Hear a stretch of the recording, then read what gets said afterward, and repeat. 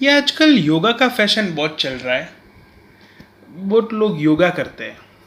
मैं उनको पूछता हूँ कि आप योगा कर रहे हो, आपका मेन पर्पस क्या है? तो कोई मुझे कहता है कि मुझे थोड़ा फिट रहना है, मुझे मेरा वेट लूज़ करना है, मुझे कुछ हेल्थ का प्रॉब्लम है, तो योग करने से ठीक हो जाएगा या ठीक हो जाता है। लेकिन मैं हैरान हूँ कि अभी तक अभी तक किसी ने भी मुझे ये नहीं कहा कि मैं योगा मोक्ष के लिए करना चाहता हूँ। राइट? अब ये सारे योगा जो है, ठीक है, मैं ये इसको क्रिटिसाइज नहीं करता। आप हाथ पैर हिला रहे हो, ठीक है, आप ये योगा आप अपना करिए, मना नहीं है। लेकिन this is not one of the best yogas. Right? The best yoga is that कि जो आपको ईश्वर की प्राप्ति करने में यूजफुल हो सके। अल्टीमेटली आपने योगा सारा सीखा कहाँ से? सारा शास्त्र में है। राइट? वहीं से आपने सीखा, और मेन जो है उसका पर्पस ही भूल गए। आपको फिट रहना है ताकि आप जो है प्रॉपर भक्ति कर सके। राइट? आपका योगा का अल्टीमेट पर्पस ये है कि आपको कृष्ण भगवान के ऊपर अपना मन जो है, माइंड है, वहां पर फोकस लगाना है, जो करते नहीं है। बस हाथ पैर हिलाते हैं, ये सब करना, ये क्या है?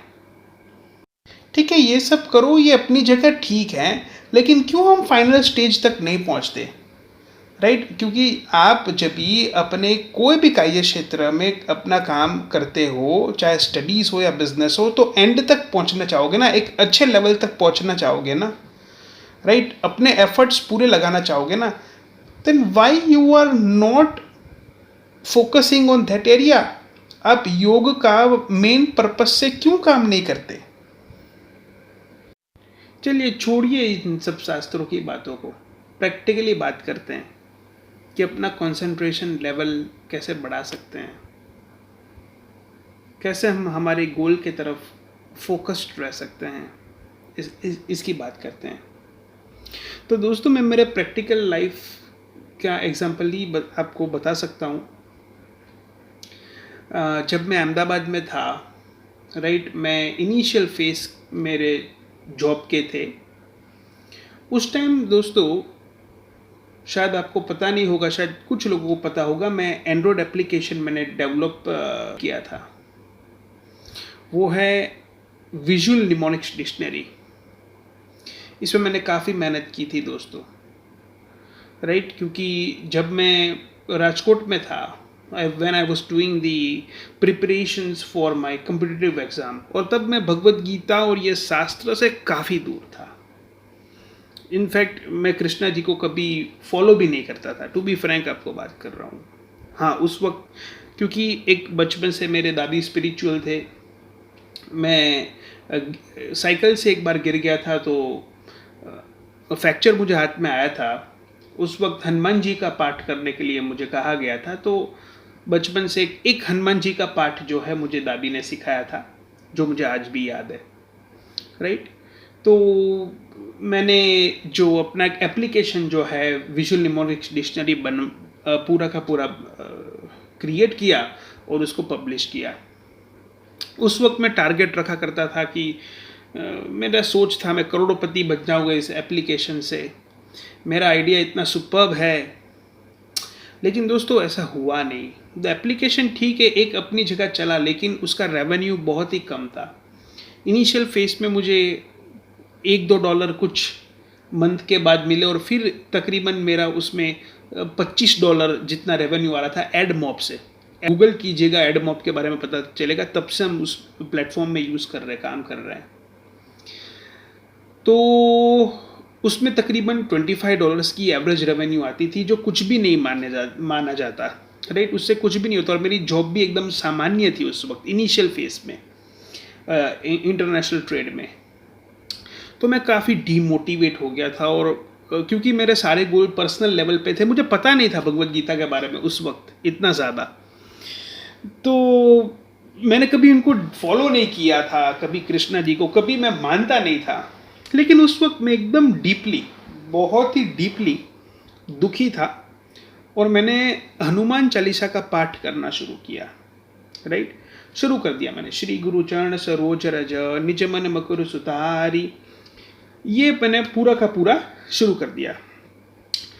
अब स्थिति ये हुआ कि after an hour of chanting, तकरीबन मैं 1 आध घंटे मैंने मन ही मन चांट करता गया मैं, तो यू वोंट बिलीव, मुझे अंदर से एक आवाज आई, एक फीलिंग आई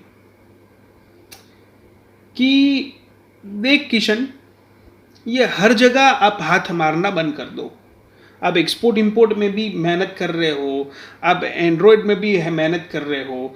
उस वक्त मैं एक और प्रोजेक्ट में फोकस कर रहा था, मुझे शुगर कैन का हाइजीनिक जूस का प्लान था कि ये चीज़ मैं बनाऊंगा और ये मैं हर जगह सप्लाई करना चाहता था। तब भी मेरा उस वक्त भी प्लान था, उसके लिए मैं उस प्रोजेक्ट में भी वर्कआउट कर रहा था काफ़ी। तो मुझे भगवान ने क्लियर इंडिकेशन दिया कि ये सब जगह पे हाथ मारने से होगा नहीं, आप एक ही जगह पे फोकस रहो।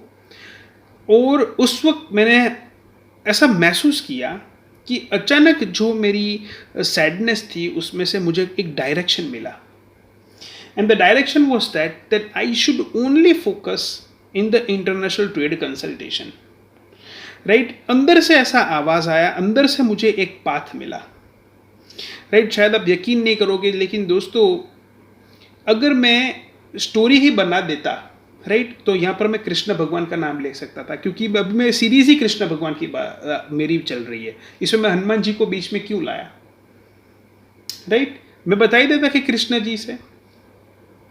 यहाँ पर दोस्तों मैं यहाँ पर सच्चा हूँ, इतना मेरे ऊपर विश्वास रखना कि मुझे ये जो मैं फील्ड में आया उसका ट्रैक जो है is given by the God. अब देखिए ये कोई जादू नहीं है, आप समझ लेना, ये आपके साथ भी मैं करके बताऊंगा, पूरा के साथ भी होगा। कैसे हुआ ये मैं आपको बताऊंगा। The same thing right happened to me for my export booster project, similar thing happen to me for export import guru website. लेकिन जो एक्सपोर्ट बूस्टर और एक्सपोर्ट इंपोर्ट गुरु की वेबसाइट में मैं कृष्ण भगवान को तब तक फॉलो करने लगा था और उनकी हेल्प से मुझे ये आइडियाज आए। ये कैसा आया और क्यों हुआ, इसके पीछे क्या साइंस है, ये मुझे बाद में पता चला।